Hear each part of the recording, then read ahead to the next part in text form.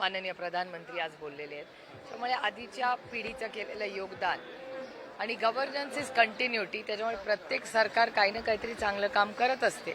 त्याच्याबद्दल त्यांनी सविस्तर त्यांच्या भाषणात आणि पुढचा भारत कसा असावा असं एक प्रधानमंत्र्याच्या नात्याने त्यांनी आज जे काही सांगितलं ते आपण सगळ्याच देशवासियांनी आज ऐकलंच असतं. 1 कोटी तरुणांना एआयचं प्रशिक्षण देणार म्हणतात, कौशल्य प्रशिक्षण देणार.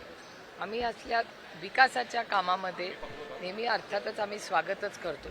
ते फक्त कन्वर्ट व्हावं फील्डवर एवढीच आमची अपेक्षा. ताई, पंतप्रधान नरेंद्र मोदी यांनी असं देखील एक संदर्भ दिला की जे सरन्यायाधीश यांनी जे कॉक्रोच संदर्भातलं वक्तव्य केलं होतं त्याचा विपर्यास करण्यात आला. ते शब्द हे एका डिग्री संदर्भात, एका व्यक्ती संदर्भात वापरला होता, ते काही सर्व जेनझींसाठी वापरलेला नव्हता असं त्यांचं म्हणणं आहे. आपले बघा, ही एक लोकशाही आहे आणि अर्थातच ते देशाचे प्रधानमंत्री आहेत. त्यामुळे त्यांनी एक संबोधन केलं हे आपण सगळ्यांनी ऐकलं पाहिजे.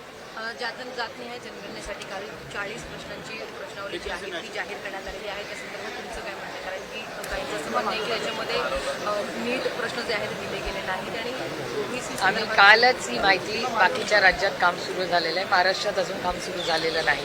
मी स्वतः काल आमच्या जिल्ह्यातल्या कलेक्टरांना फोन केला होता याचा पाठपुरावा करण्यासाठी की नक्की काय. तर कलेक्टरांकडून माहिती आल्यावर महाराष्ट्र राज्यात ती कशी राबवली जाईल त्याची माहिती 1-2-4 दिवसात आमच्याकडे येईल, तेव्हा सविस्तर तुमच्याबरोबर आम्ही ती शेअर करू. ताई, त्यासोबत पंतप्रधान नरेंद्र मोदी यांनी महिला आरक्षणासंदर्भात देखील आता सर्वपक्षीय नेत्यांकडे मागणी केली आहे की या बिलसाठी सर्व पक्षांनी आम्हाला मदत करावी.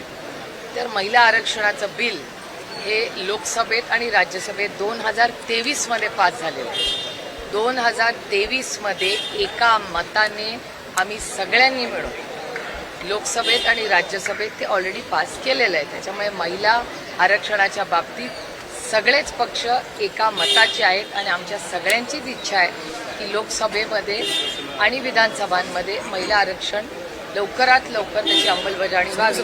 आणि हे बिल एका मताने, मी पुन्हा रिपीट करते की एका मताने 2023 मध्ये आम्ही सगळ्यांनी पास केलं. स्पर्धा परीक्षा देणाऱ्या विद्यार्थ्यांसाठी ऑनलाईन कोचिंग क्लासेस आहेत त्या फ्री करण्यात येईल अशी घोषणा नाही, त्याचं आपण सगळ्यांनीच स्वागत केलं पाहिजे. कारण का कोचिंग क्लासेसवर कुठलाच रेग्युलेटर नव्हता आणि कोचिंग क्लासेसबद्दल असंख्य कंप्लेंट्स सातत्याने येत होत्या आणि त्याच्यावर काहीतरी नियोजन करणं किंवा रेग्युलेट करणं हे अतिशय गरजेचं होतं.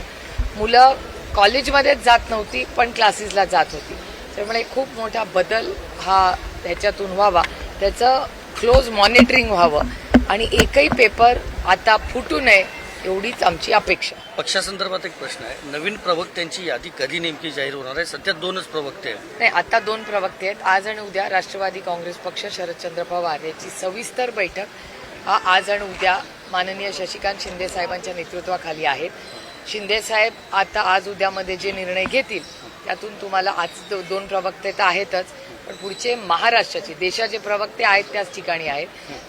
राज्याची लिस्ट शिंदे साहेबांनी काही बदल त्याच्यात करू इच्छितात तर पुढच्या 2-3 दिवसात त्यांच्या नेतृत्वाखाली ज्या मीटिंग होत आहेत त्याच्यातून तुम्हाला सगळी माहिती मिळेल. जैन जी जो है ना, शरद पवार साहबाकडे मोठ्या आदराने पाहतो. घर बनाने के लिए एक मजबूत पाया चाहिए और उसको आबाद करने के लिए बुजुर्गों को छाया चाहिए.